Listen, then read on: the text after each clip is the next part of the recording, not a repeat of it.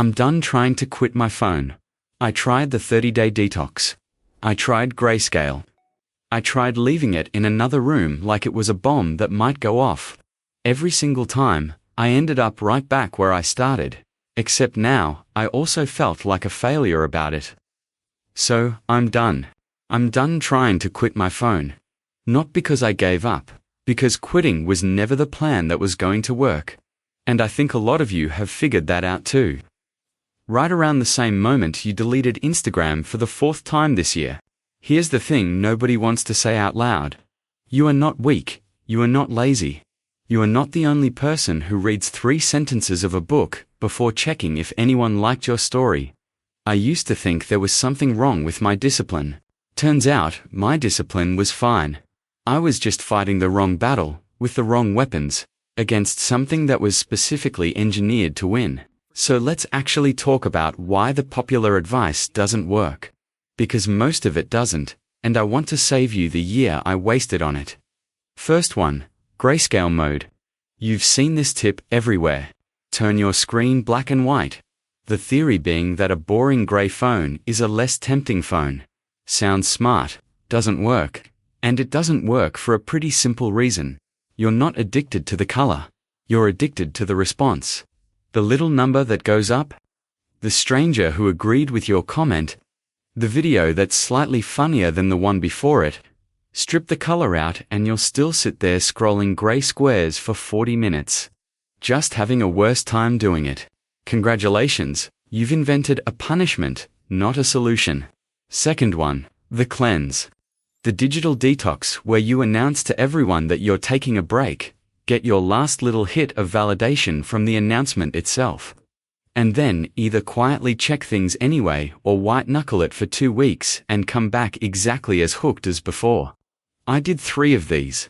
Every time, the second I turned notifications back on, it was like nothing had happened. That's not a coincidence, and it's not because I have no willpower. It's because a 2-week break doesn't change the machine. It changes nothing about how the machine is built to pull you back in. You can fast from sugar for 2 weeks and it still tastes like sugar on day 15. Third one, and this is the one that actually made me angry when I understood it. Screen time limits. The ones built into your phone. You set a limit, you hit the limit, a little screen pops up, and you tap ignore limit. I did this so many times, I'm honestly surprised the app didn't just start laughing at me. The problem isn't the tool. The problem is that willpower in the moment of temptation is the weakest kind of willpower there is. You're basically asking the addicted version of yourself, at the exact moment of craving, to talk the addicted version of yourself out of it. That's not a system. That's a coin flip with extra steps. So if none of that works, what's actually going on here? And why does this thing have such a grip on us? Your brain runs on a chemical called dopamine. And I know that word gets thrown around a lot, so let me be specific about what it actually does. Dopamine isn't the reward itself, it's the anticipation of the reward. It's the part of your brain that goes something good might happen if I check right before you check. That's why the pull to refresh gesture exists.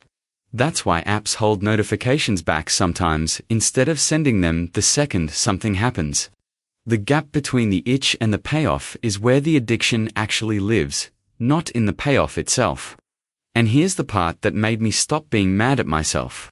Your brain builds tolerance to this exactly the way it builds tolerance to anything else it gets hit with constantly.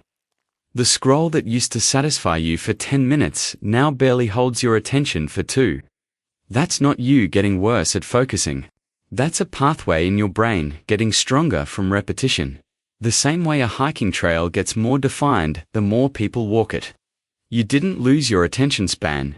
You built a very efficient trail straight to the thing that gives you the fastest, cheapest hit available. And now your brain defaults to that trail before it even considers the slower, harder ones, like reading, or sitting with a boring thought, or finishing a task without checking your phone first. There's a second piece to this that explains why deep work feels almost physically uncomfortable now. It's called delay discounting, and the short version is that the more your brain gets used to instant rewards, the less patience it has for anything that pays off slowly. A book pays off in chapters. A workout pays off in months. Your phone pays off in about 2 seconds. Train your brain on 2-second rewards long enough and a task that used to feel manageable, like reading for 20 minutes or sitting through a slow meeting, starts to feel almost unbearable. Not because the task changed, but because your tolerance for waiting did.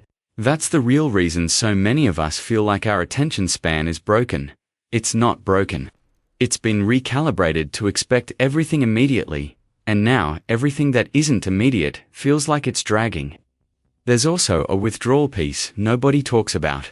Put the phone down and out of reach for even 20 minutes, and your body can release cortisol, the stress hormone, in response.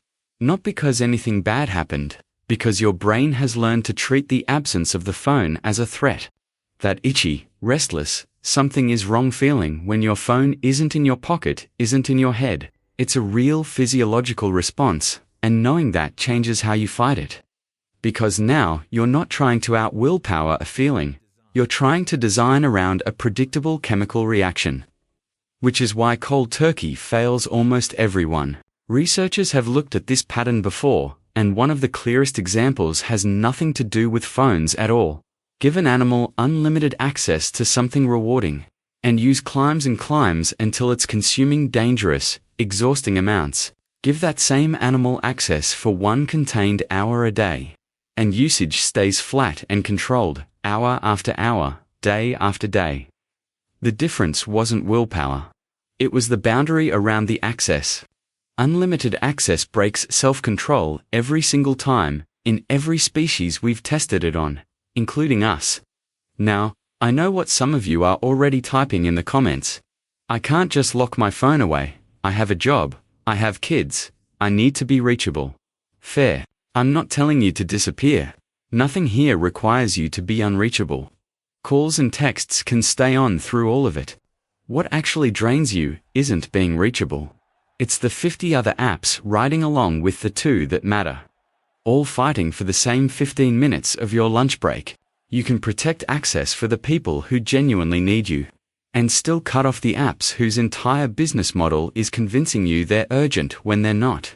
Those are 2 different problems, and most advice treats them like the same one. So here's what I actually do now, because I'm done pretending abstinence is the answer. I built something I call the friction stack. 3 layers, and each one does a different job. Layer 1 is environmental friction. This is about making the phone slightly harder to reach at the exact moments you're most vulnerable. Mine charges across the room, not next to my bed, so the first 15 minutes of my day happen before I've touched it. I use a physical alarm clock, $10, changed more about my mornings than almost anything else on this list. This isn't about hiding the phone from the world. It's about hiding it from the version of you that's still half asleep and has 0 defenses up. Layer 2 is timeboxing. And this is the piece pulled straight from that access and addiction pattern I just mentioned. Instead of trying to use less overall, which your brain will fight because it hates open-ended restriction, you give yourself a specific, contained window.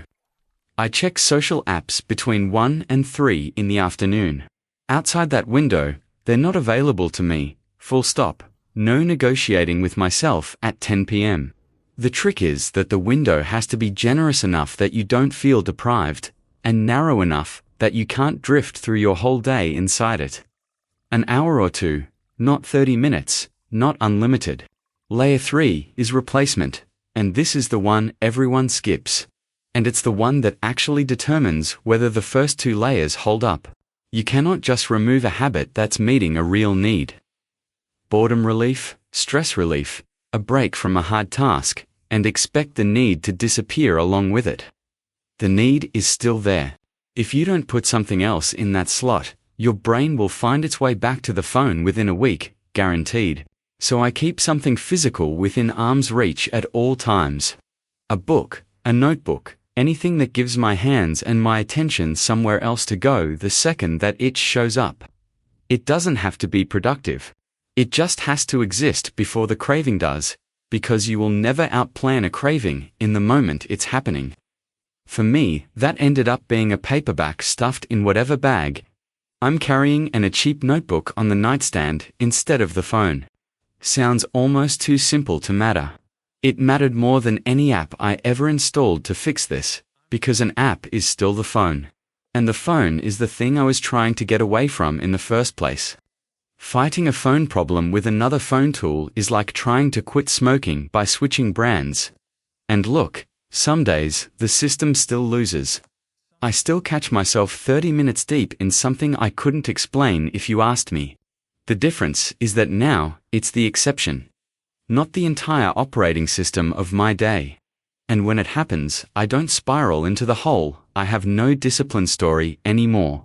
Because I know exactly what happened chemically, and exactly which layer of the stack I skipped. That alone removed most of the shame that used to keep this cycle going. Because shame was never the thing that got me to change. Structure was. None of this made me quit my phone, and that was never the point.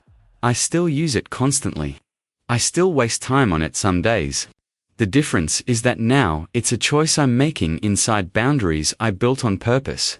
Instead of a compulsion running on autopilot while I tell myself I'll fix it next Monday. I stopped trying to win a fight against a chemical system that's been getting refined for over a decade to make sure I lose it. I started building a smaller, dumber, more boring system around it instead, and the boring system is winning. So I'm done trying to quit my phone. I'm not done using it. I just stopped pretending that not using it was ever going to be the plan that worked.